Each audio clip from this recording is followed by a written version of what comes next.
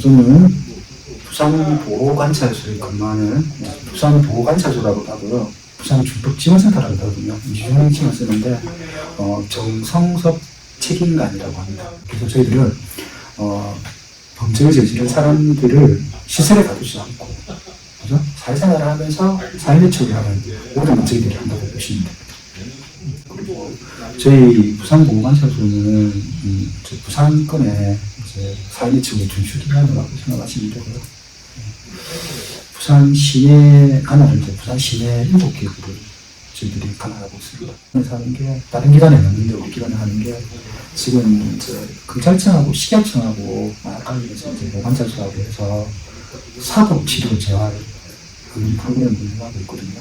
그것도 한 전국에 20개를 하는데 저희들도 조금 활성화해서 하고 있습니다. 그거는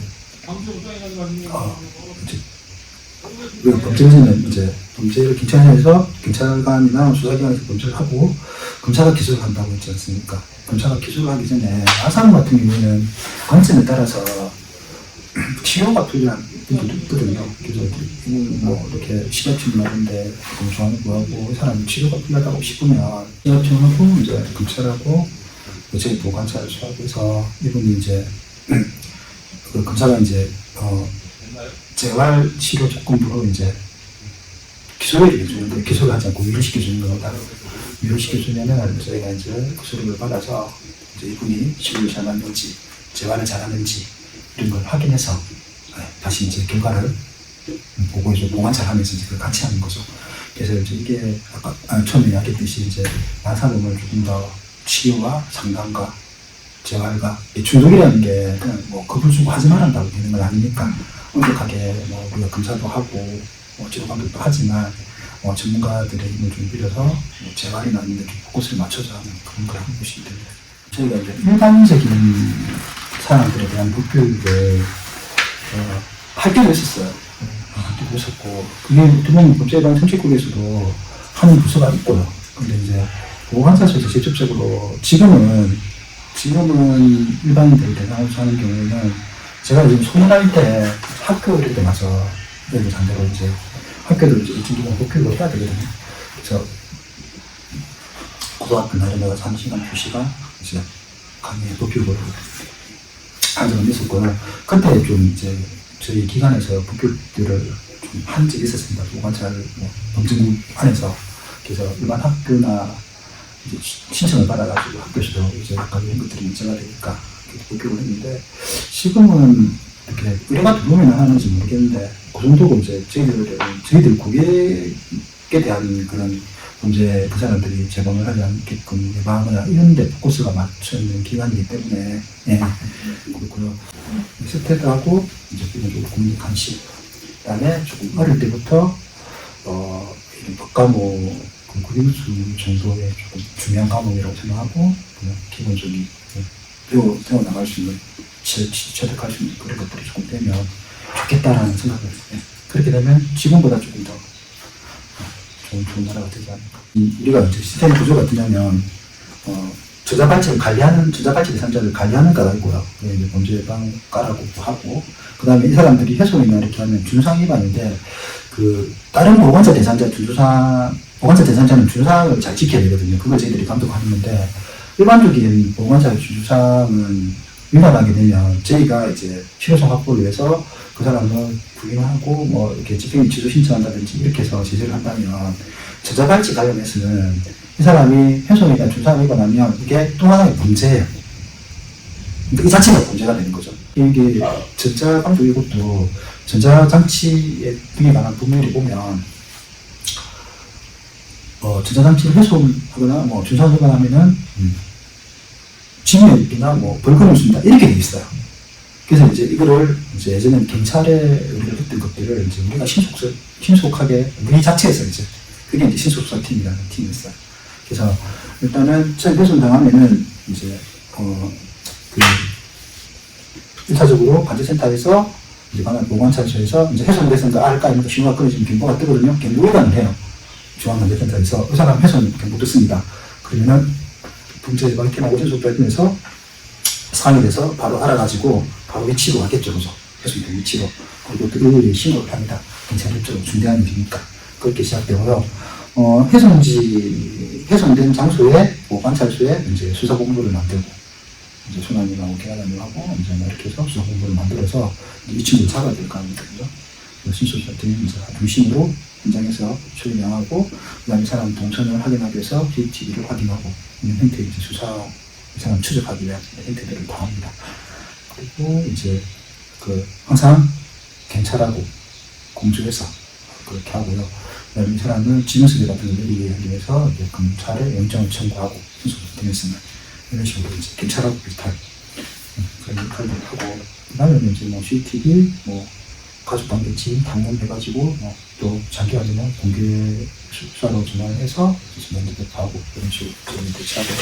참고로 2002년도에 이제 저희들이 전자 감독 위반자를 이제 직접적으로 수사를 하고, 직접적으로 이제 그렇게 하면서 2002년도부터 하면서 훼손 사건이 2번 벌어졌는데, 2분 다 12시간 안에 저희들이 근거를 했습니다. 일단은 전자감독 대상자의 범죄 징후나 이제 중상이나 이제 이게 대표적인 것들이 야간에 외출이 금지되어 있는 이런 대상자들도 있고, 음주, 일정 양의 음주를 하지 않고 시간 중상 이런 게 있는 사람들도 많거든요. 그런 부분들도 이제 위반하게 되면 저희들이 확인 같은 걸 해야 되지 않습니까? 그래서 긴급 상황이 발생하고 그러면, 그래서 법무부하고 국토부하고 강력자치자체 간에 협약을 체결해서 2019년도 1월에 그게 시급되고 있고요. 현재 이제 방역 통합센터, 또 CCTV 통합센터와 업무 협약을 해서 이제 서울하고 대전, 광주 등은 완료를 했고, 이제 지금 계속 지자체하고 점차 기자체하고 계속 확대해서 사업을 진행 중이고요. 또 실제 휴가도 저희들이 이제 관리하는 시스템이 있거든요. 전자가치 대상자들 시스템 창의 대상자의 현재 위치를 이제 기준으로 인근 CCTV 되어 있는 곳이 표시되어 있고, 클릭 화면으로 주는 사항은 실시간으로 확인 가능하고, 피부 차자에 대해서 실제적인 행동은 통제가 가능합니다. 그러니까 보고 당신이 어디 왜 있나, 이 사람들이 그 사람들 성폭력 또 교도소처럼 있는 사람들을 접근 제한되는 그룹들도 있거든요. 우리인지나 이런 데 잊지 마라, 가라, 이런 식으로 하고. 아주 이게 좀 굉장히 저희들이 중점적으로 굉장히 우리 직원들의 에이스들은 다행히 다 밀어놓고 그냥 진짜 이런 부분이 또 한번 잘못되면 사회적으로 큰 문제가 생길 수가 있고, 국민이 또 불안해 들 수가 있기 때문에 저희들이 최근에 많은 인적 에너지를 투자해서 계속 하고 있는 사업 중에 하나입니다. 저희들도 이제 예전에는 그냥 한 명이 몇 명 만든다 이런 식으로 말했다면, 지금은 조금 체계가 많이 됐거든요. 그래도. 그래서 소년 같은 경우는 이제 일반적으로 한 50년 정도 하고 있고요. 소년이 좀 손이 좀 많이 간다. 일반적으로 많이 가서 손님보다 많이 가서 하고 있고, 50명이라 하더라도 이제 등급에 따라서 감독하는 그게 횟수나 이런 게 조금 조정이 되거든요. 그래서 일단 필요적으로 하는 시민도 저희들이 관리하고 있고, 성인 같은 경우에는 이제 일반 사건 기준으로 한 이제 그냥 하면 한 200건 정도를 관리하는데, 성인 같은 경우 예전에는 그냥 일반 사건 그냥 통상적으로 아까 형법 집행비 받아가지고 오늘 교통사고이라든지 이런 사람 절도 나는 사람들이겠죠. 근데 이제 가중치를 부과해야 되는 이런 사람들이 있어요. 그러니까 한 건당 2-3건, 4건 정도 조금 힘든 이제 대상자들이죠. 성폭도 좀 그렇고, 성폭보다 더 마약은 아까도 말했지만 검사도 해야 되고, 얘네 상담도 시켜야 되고, 되게 또 전접해야 될 또 사회적 그게 많기 때문에, 아동학대도 아직 좀 사회적 이슈이기도 하고, 그렇기 때문에 좀 손이 나가고, 또 피해자들하고도 소통도 조금 해야 되고, 그 다음에 스토킹도 마찬가지고요. 양방향으로 좀 물어봐야지 확인해야 되는 이런 가족폭력도 조금 그렇고, 또 가족력이라는 이제 계속 정신질환이 있어서 계속 이렇게 있는 분들이 있거든요. 가족소라든지, 또 정신질환들도 우리가 이제 조현병이라든지, 왕산장애라든지, 암흑수중장애라든지, 또 사회적 파장, 굉장히 또 묻지마 범죄 이런 것도 있었습니다. 이런 분들은 저희 좀 공이 많이 가요. 일반 사람들보다 한 4배 정도 공이 가기 때문에, 그런 가중치를 포함하면 한 2명 정도 일반 대상자를 기준으로 정도 되는데, 실질적으로 저 같은 경우는 아동학대만 제가 기획을 하고, 가석방자 사정도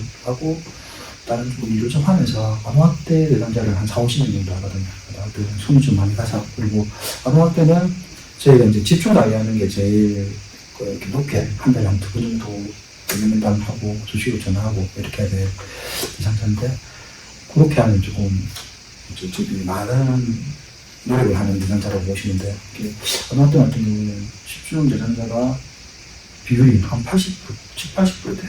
그게 다 집중이라. 왜냐면 동거하고 있으면 위험성이 없잖아. 그건 다 집중으로 해야 되거든요.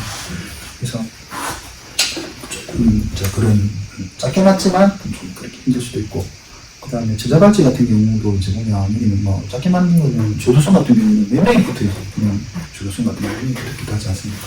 상황에 따라서 뭐 고위험 같은 경우는 한 6명이네 이랬나? 그리고 좀 심한 사람 같은 경우에는 1대1로 보관차를 하기도 하고, 그 다음에 이제 집중 정도 되면은 한 12명이네 한 사람이. 그 다음에 요새는 이제 그 후문수 문제라든지 교통사고들도 가스방자들 같은 경우에는 전자발찌를 차고 나오거든요. 이런 분들은 조금 한 40명 좀 가지도. 그러니까 이게 그냥 뭐 몇 명이다 이렇게 말하기는 좀 그렇고, 약간 그렇게 해서 좀 편차가 좀 있다는 걸 알고 계시고요. 보관차 수가는 곳에 대한 의지 뭐 이런 거에 대해서 조금 더 관심을 가져서 좀 지원이나 이런 걸 조금 많이 해주시면 좋겠고요. 이런 분들이 왜냐면 가장 중요한 것들은 회복이거든요. 제가 좀 나중에 이야기하려고 했는데, 그래서 제발 좀 해양 시설이라고까지 하는 그런 좀 사회적 그런 좀 했으면 좋겠고, 좀 보관차 제도에 사회적 관심이나 이런 거 조금 많이 가져주시고 지역사회 지원도 조금 많았으면 좋겠다라는 게 그렇게 좀 그렇게 봅니다. 인식 개선 포인트는 인식 개선. 보관차 수 인식 개선. 대사자들도 이렇게 말 한마디 가지고 사람은 안 바뀌거든요. 왜냐하면 그 사람이 쌓여온 그 가정이 있기 때문에. 근데 이거는 제가 하려고 노력해요.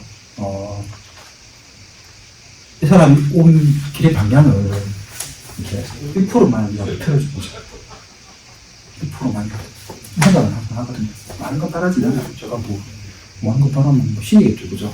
그것도 불가능하고, 이 사람이 이렇게 생각하는 부분에 관해서 1%만 변화를 주고자.